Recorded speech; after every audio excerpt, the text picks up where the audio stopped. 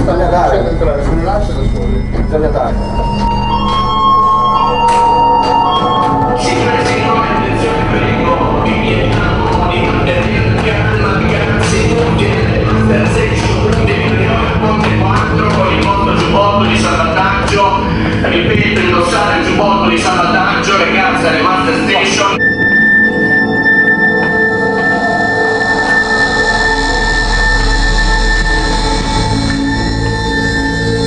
This is it. It's over for us. This wasn't a scene from a movie. This was January 13th, 2012.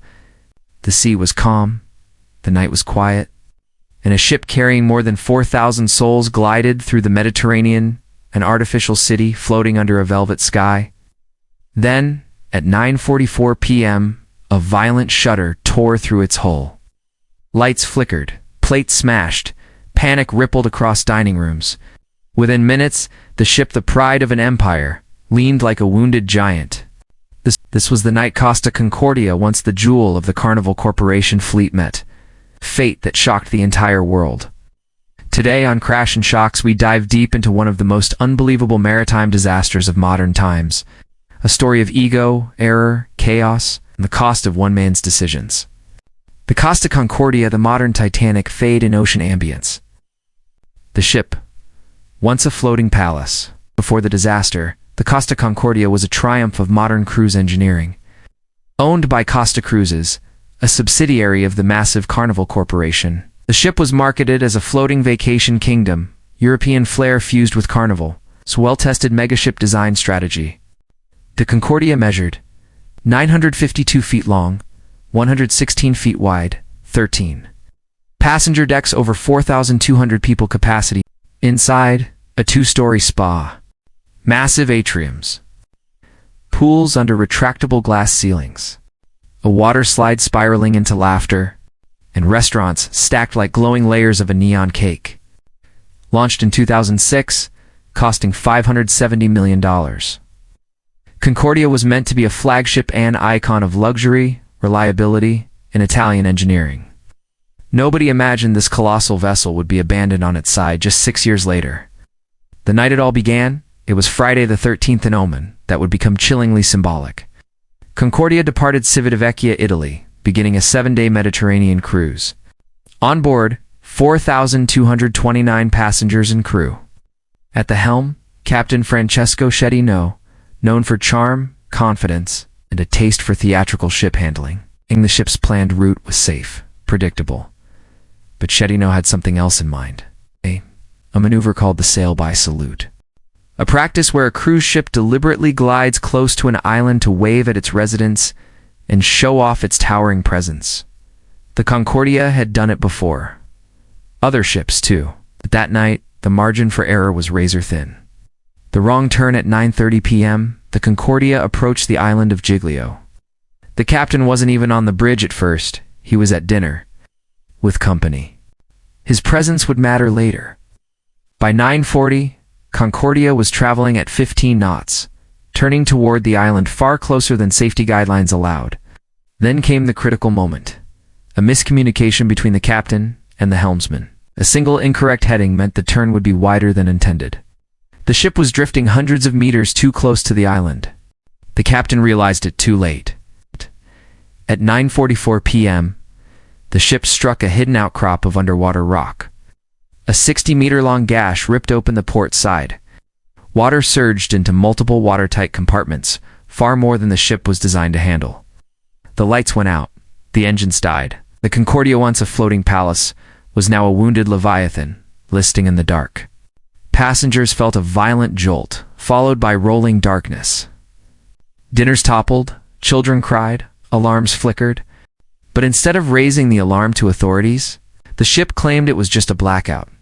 Even as water flooded compartments 4, 5, 6, and 7, the bridge reassured passengers, everything is under control. It wasn't. Minutes mattered. But the captain hesitated, hoping to save face, save the ship, or save his story nobody fully knows. At 10:07 p.m., the Italian Coast Guard called the ship. Again, the crew downplayed the situation. Meanwhile, the Concordia was slowly becoming a metal iceberg of chaos. The list grew steeper. Passengers gathered on deck for where the lifeboats hung like frozen promises. By the time Chedino issued the order to abandon ship 10:35 p.m., nearly 50 minutes had already been lost. The ship leaned harder 25 degrees, then 30, then worse.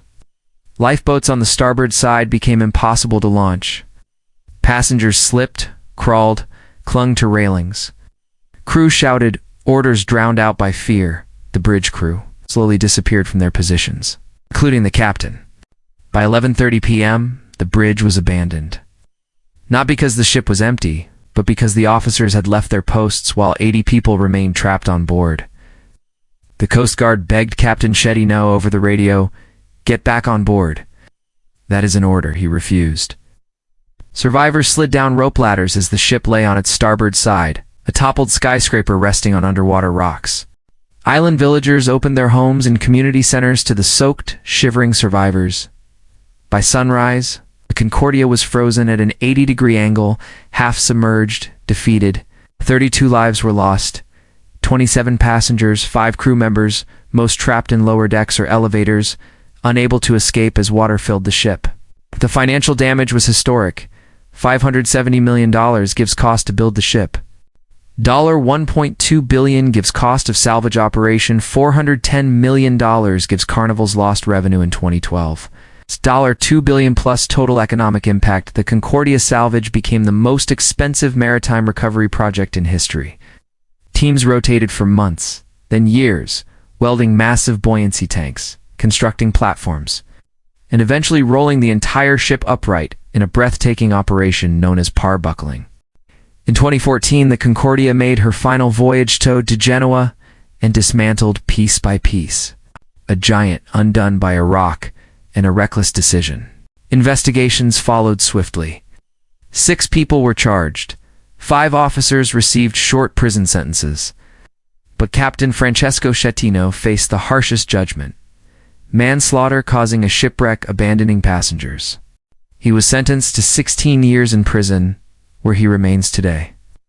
The disaster forced global changes: stricter evacuation rules, more transparent communication procedures, re-evaluated safety drills, reduced tolerance for show-off ship steering for the cruise industry. Costa Concordia became a grim reminder that even the biggest, most advanced ships are vulnerable to nature, to human error, and to ego. The sea remembers everything. The calm surface hides the echoes of chaos, courage, and tragedy. The Costa Concordia was built as a monument to luxury. It ended as a symbol of avoidable disaster. And yet, from the wreck rose lessons written in steel and saltwater, lessons that reshaped an entire industry.